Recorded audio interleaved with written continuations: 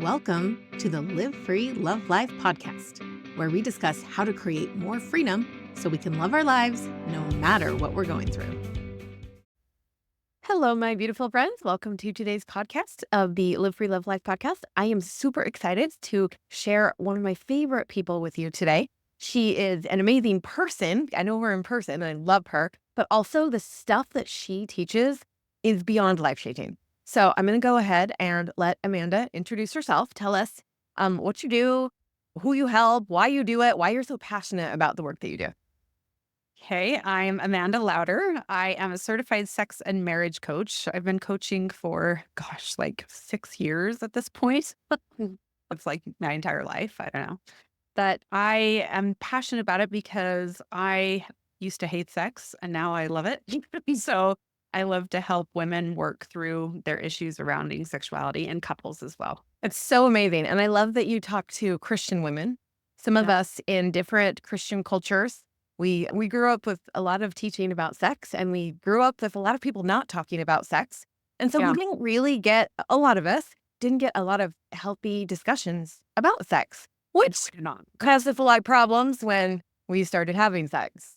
Yes. So- And I will say this is not just for Christian women because there are people outside of Christian culture that have definitely did not get those educational or discussions that they should have. But why I specifically gear my stuff to Christian women is because I think that there's certain values that most strong Christians have, and that's the lens that I'm coming through.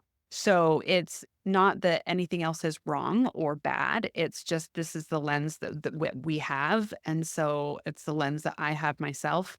And so those are the women that I'm talking to mostly. I know as a Christian woman, it's really helpful that you talk through that lens because it just helps my brain to grasp onto what you're saying and be able to shift in ways that are helpful. Yeah, for sure. Awesome. So what are the most common limitations or struggles that you see Christian women face when it comes to sex or sexuality, and how do those restrict their sense of freedom?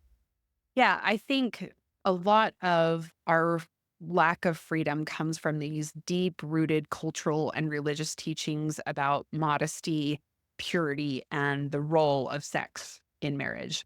So, from those, we get a lot of shame and guilt.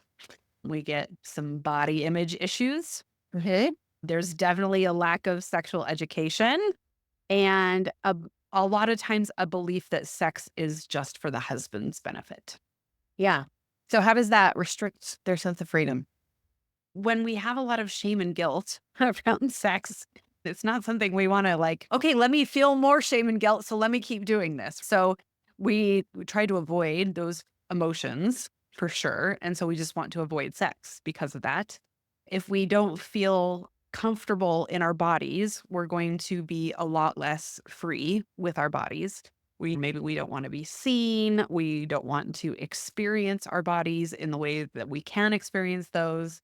A lack of education leads to a lot of misunderstandings. Yeah. About your body, about pleasure, about the nature of sexual connection in marriage.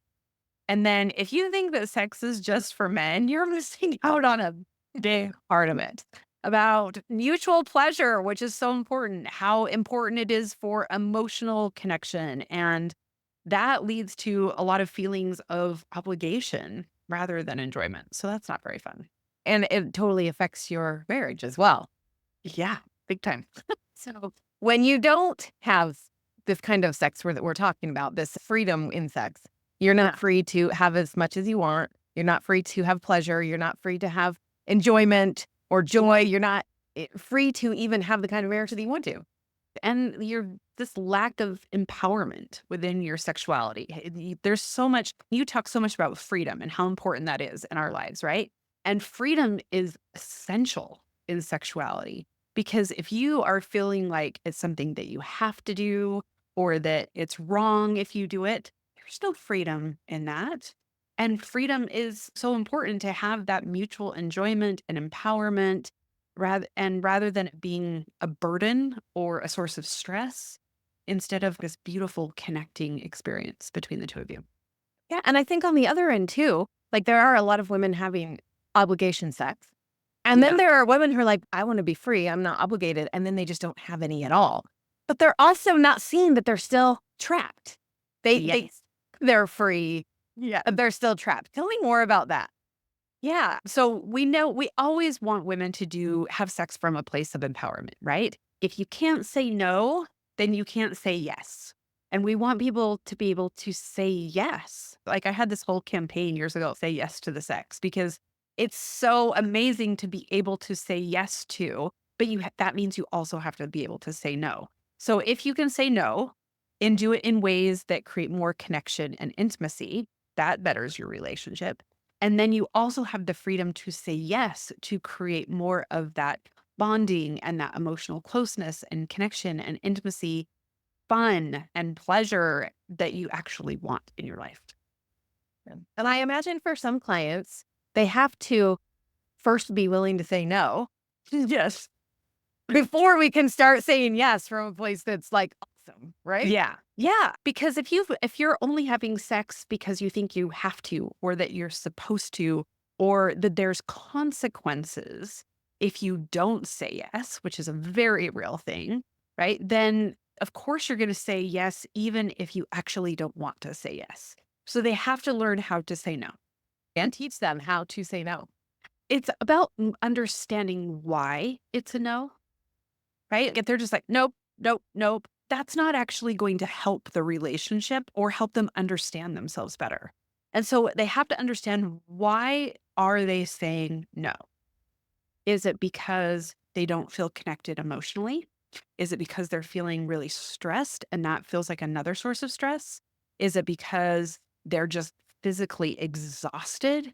Is it because they haven't done the work to get their mind and their body prepared to engage in a way that they want to? So understanding why they're saying no is really important, right? And then once you understand why and can say no from a place of, this is what I understand about myself. This is what I know about myself. And I'm not in a place where I can say yes at this point. Then they can start working on those things so that they can start saying yes. Yeah, it's interesting because when we talk about sex, we're generally talking about a relationship with two people. Yep. And I think working on your sex is like one of the best ways to work on your relationship with yourself. Agreed. Agreed. There's I always so say much. sexual development is the best way for personal development. Right. Because we find those reasons. Yep. And then we go work on that thing within ourselves. And maybe it's trauma that needs to go and be addressed, or there's just so many different things. But as each thing comes up, you go and do your own personal work, and then your sex life gets better. But really, all you were doing is working on yourself the entire time. Yeah. Working on self is always the first step. You and I both know that. Like self, it always comes back to self, right? But in order to have a good sexual relationship, because there is also another person there, right? We have to work on self, but we then also have to work on the relationship. Those two things. If you have a really solid sense of self, a really good relationship with yourself, and you have a really good relationship with your spouse, good sex is almost inevitable. Yeah. I have found in my own work, it's 90% was just working on myself. Yep. And it's only the extra 10% is, okay, here's where I can now really focus on the relationship. But I had to do that 90% of that foundation in order to even shift anything. Because it was truly all about me. It is. It really is. So that's why in my program, that's what we always do first. Self first, then a little bit of relationship help, because it is a system and we have to figure that part out. And then we talk about sex, but there's really not even a lot to talk about a lot of times by the time we do those other things. Yeah. Okay, so can you walk us through a success story of one of your clients who broke free from these kinds of limitations, and what was their journey like? Yeah. So I worked with a woman who'd been married for 15 years. She really struggled with sexual shame and like that emotional disconnection in her marriage. Growing up, she was taught that sex was primarily for her husband's benefit and felt guilty for wanting more in her intimate life. So when she started coaching with me, we focused on first self, right? And reframing her beliefs around sex. And then through that, she began to understand that sex wasn't just a physical act, but also something deeply emotional and could even be a spiritual experience when it's done right between her and her spouse. So as she did all this inner work to release that guilt and that shame, she started having more honest conversations with her husband about her desires and her boundaries. And that led to more emotional connection between the two of them, which then started creating that sexual relationship that was better for both of them. And over time, she started feeling way more confident in her body. She had that sense of freedom, not just sexually, but also in other areas of her life, because when the sex gets better, everything gets better. So her journey was really about like really shedding those old beliefs, learning to communicate more openly, and embracing that sexual identity. And as she got more comfortable, her overall happiness and sense of self-worth improved dramatically. Amazing. Tell me about some of those other areas. You said when her sex life gets better, everything gets better. Tell me more about that. What are all the areas that start to improve? Yeah, I think it's just like when you have that sense of freedom and when you're more solid in yourself, like she started saying, "Oh, I've always wanted to take a dance class, but I've always felt so like restricted, or I couldn't do that, or it would be embarrassing or whatever." And she had more confidence to go and do that. Um, I have clients that like go back to school because they're like, you know what? I really want a better education and I want to go out and do this work. I love being a mom, but I also want more for myself. Right. And so it's like being more empowered in their parenting, being more empowered in the relationship, being like in their work, in hobbies, and really just finding that life giving energy in their life. We talk a lot about in the sex realm, like eros. And like the word like erotic comes from the word eros, which is the life giving energy. So eros isn't strictly sexual, but it very much can be. And when you embrace this eros energy in your life, it improves all areas of your life, not just the sexual relationship. But sex can be a place where you feel that life-giving energy. Awesome. All right. So, what is the most crucial mindset shift needed to break free from these sexual limitations? I think that sex is not something that you give to your partner. It's a source of mutual connection, pleasure, and intimacy that's equally for you. So many women grew up with this. This is something that I need to do for my husband because he needs it. And I'm saying like needs in like air quotes, right? Right. But they don't understand that their own wants and desires are valid and that the sexual connection is not only permissible, but it's actually really sacred and beautiful and an essential part of their life and their identity as a human, and also an essential part of their relationship. So, if there are women listening who they have this mindset, which many of us do, that Yeah. it's our job to just give things to our husband, and this is about giving. Tell me, Yeah. what would be the first step for them to start shifting that mindset? You and I both know that self awareness is always the first step, right? If you're not aware of it, you can't change it. So, if you have to understand what your belief systems are about sex and where they came from. So, I always suggest writing down the messages that you received growing up, whether that is from your family, from your religion, or just from like culture at large, and reflect on those messages and how they shaped your current thoughts and behaviors. So, looking at those, okay, I learned that sex was for men. Okay, so how does that shape what I'm doing today? That means that I have sex whenever my husband wants to, even if I don't want to. Okay, is that helping or hindering my marriage? I think it's helping my marriage, but it's actually making my relationship with myself worse, which probably impacts my marriage for worse. So it's probably actually not making my marriage better, even though I thought it was. Okay, now what do I want to believe on purpose? And then we start to shift. But having that awareness is always the first step. Yeah, and you mentioned what we learned with our religion. Something Yeah. I think that's so important to mention here is that most of what I learned about sex through my religion Yeah. had nothing to do with my religion. doing people at church, imperfect people Yes. through my church, but it wasn't from God. It wasn't part of the doctrine. Right. And we had to do that work too, to separate it out. Wait, what Yeah. did God actually say? And Yeah. what did people at church say? Because they're not the same thing.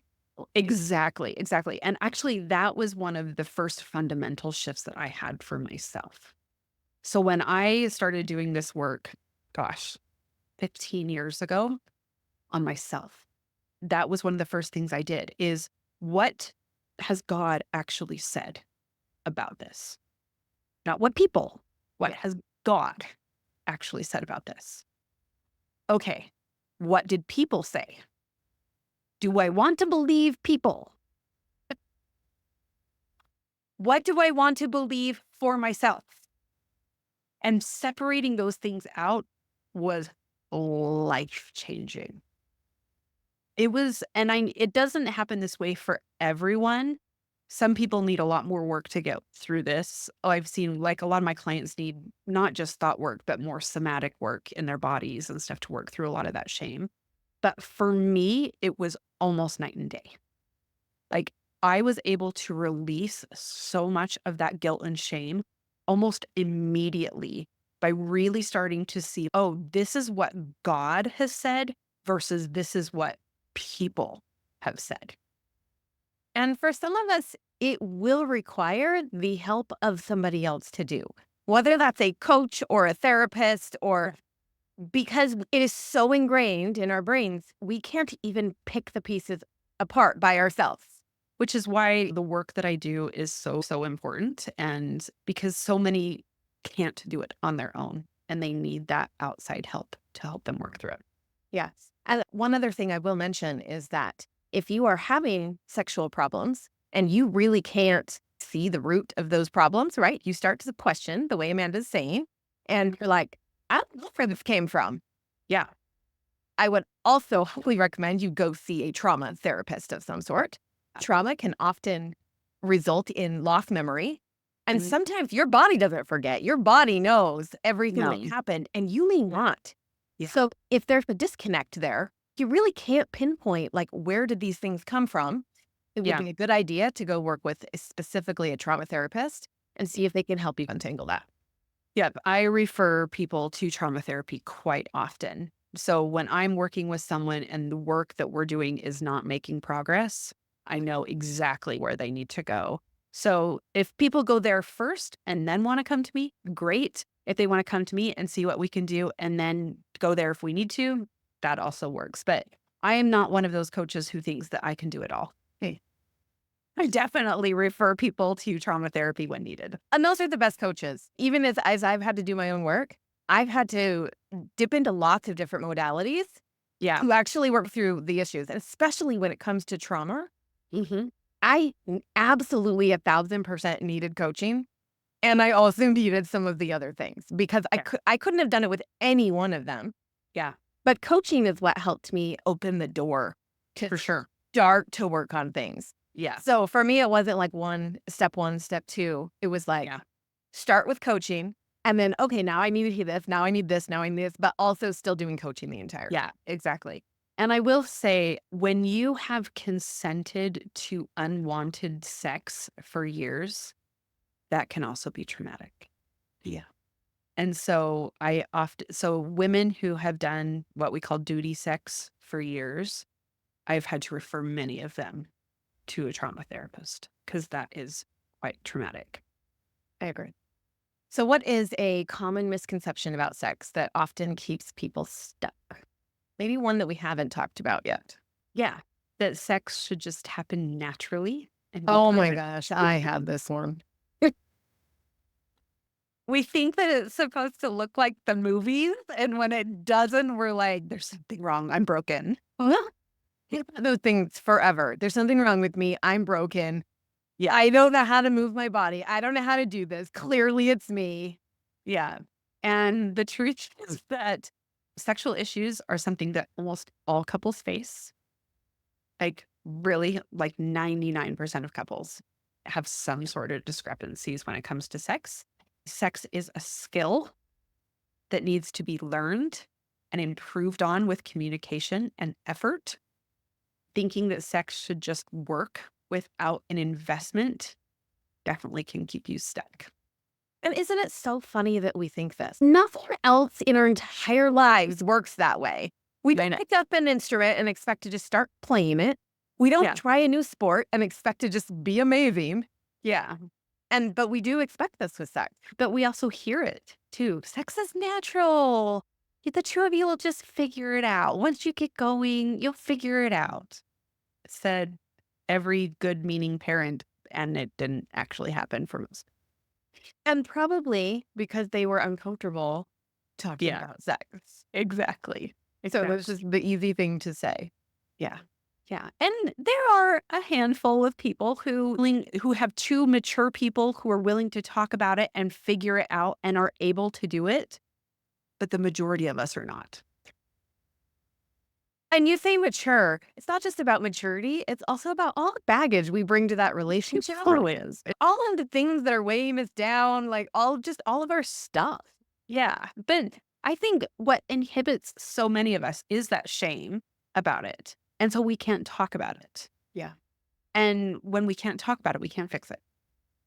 Yeah, just for all the listeners, one of my favorite things about Amanda is every time I talk to her, I feel like 1,000% comfortable asking her anything. Say million we can questions, talk right? about all of it. And I Yeah. don't have friends like that.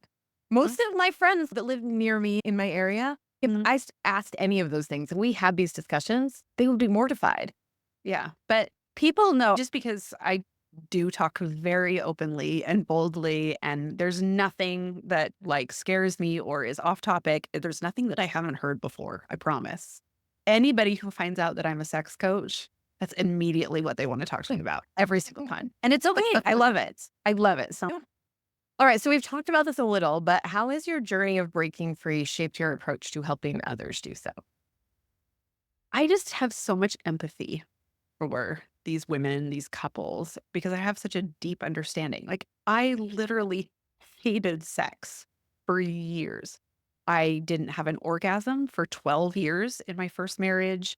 It was a source of contention. It was a source of deep frustration. I felt broken. I felt shame. I felt like everything was just wrong. And so I've experienced everything that most of my clients experience. And it took me really, I didn't have me to get over to help me through this. And so I had to do so much work on myself and research. And I've literally been studying sex for 15 years. And I have this bookshelf. You can't see it, but it's over here. And the entire thing is like sex and marriage books because this is what I do. This is all I do. I love it so much. And so I approach my coaching with this understanding that change is possible for everyone, no matter how long they've been struggling, no matter what they're struggling with. I really emphasize compassion and patience, knowing that everybody's journey is unique. And my personal experience drives me to create a very safe, non-judgmental space where women and couples can really explore their sexuality without fear. It's so good. And it's just so needed. Yeah. All right. So, do you have a tool or an exercise that you can give our listeners to help them start their journey to sexual freedom? Yeah. So I just want to explain a little bit more. I talked about it a little bit and then I have some freebies. But one powerful exercise I'll just describe because I think it's important is the sexual values inventory.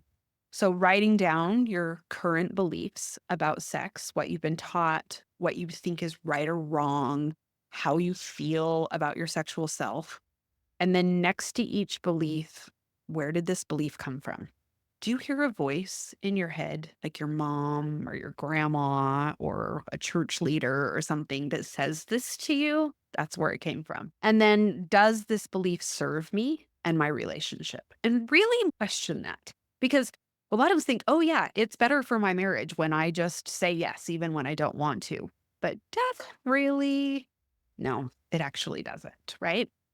And then what belief would I like to adopt instead? And this exercise just helps you really become conscious of those beliefs and what's driving your behavior so that you can start to make changes. But if you go to amandalauder.com/freebies, there are 3 different freebies there. The first is where it says it's 16 ways to say no. And it's ways to say no that will actually help you create more connection and intimacy with yourself and your spouse. Because remember, we need to understand why we're saying no. So then we can change it to a yes. The second is my roadmap to personal pleasure. So this is helping you understand your body and how it experiences pleasure. And you can do this on your own or with a partner. So whatever works best for you. But really understanding how your body experiences pleasure is important. What feels good to you? What kind of touch? Where? How? That's really important to understand. And then the third is my yes, no, maybe list. Now, this is still for a little bit more advanced people. But a lot of times, especially when we haven't had a sexual education, we don't even know what we want to try, right? And so some of them on there, you might not know what they are, and you might have to Google. I promise it'll be okay. But I recommend that you print out 2 copies, one for you and one for your spouse. And then you go through each of them and say if this is something you're interested in doing, this is something you're not interested in doing, and then something that you might be interested in doing. And I think it's a really good way to just open up conversations. Because if it's something that's on both of your yes lists, then great, right? If it's on a no, that's okay. But this is not something that we try to question or push on our partner. If it's a no, and that needs to be honored. But the maybes is where the sweet spot is. The maybes is, I might be interested in that. Okay, tell me more. What is interesting about this and what reservations do you have? Then you get to start having those important conversations. I will also suggest that you revisit the yes, no, maybe list multiple times. I suggest couples do it on their anniversary. I think it's fun. That is fun. Right? But I know that when I first did a yes, no, maybe list years ago, there was a lot of things on that no and a few things on that maybe, and even fewer on the yes. Now almost everything's yes. Awesome. Because I just have so much more freedom in my sexuality. Oh my gosh, I love it. These freebies sound amazing. There. That's amandalauder.com/freebies. Yes. I'll also put the link in the show notes so you don't have to remember. Just go down and click on the link. One thing I wanted to say, the one about the pleasure. Yeah. I think it's so important to remember for those of us who do have the guilt and the shame and the sex is bad mentality, maybe from a religious upbringing, the clitoris, the only point of it is pleasure. Yeah. God would not have given us something that it was just for pleasure if he didn't want us to have it. Yes. It's the whole entire point. And it is just this little teeny tiny thing. It's like this vast network of awesomeness. Yes, it is, because God wants us to have a ridiculous amount of pleasure. Yes. So It's supposed to experience pleasure. Yes. if you are in that mindset, I just wanted to throw that out there because I know so many religious women really struggle with that. Yeah. Maybe part of your work is going out and doing some anatomy research. Yes. Really flip that. It's Yes. Yes, it really is. And that's such an important point. Amanda, this has been amazing. So as we close up, sexual freedom is so important. It really does ripple out into all areas of our life. I think it has affected the way I show up for my business. I just have so much more confidence in myself and who I am. It's that Eros energy. So it ripples out that way. Your marriage will be drastically better if you have an awesome sex life. And we all know, when our most important relationships are easy, everything else in life feels easier. And when they are hard, everything else in life, it feels harder. That relationship with your spouse, your partner, is the most fundamental. So this is work worth doing. Absolutely. And if you need help, Amanda is your person. She is amazing at this. You can talk to her about anything. She knows everything there is to know. She's going to help you with all the things. So I highly recommend that you go work with her. Thank you. All right, my friends. As always, live free, love life. Thank you for watching this episode of Live Free, Love Life. Please subscribe to my channel and don't forget to comment and share. See you next time.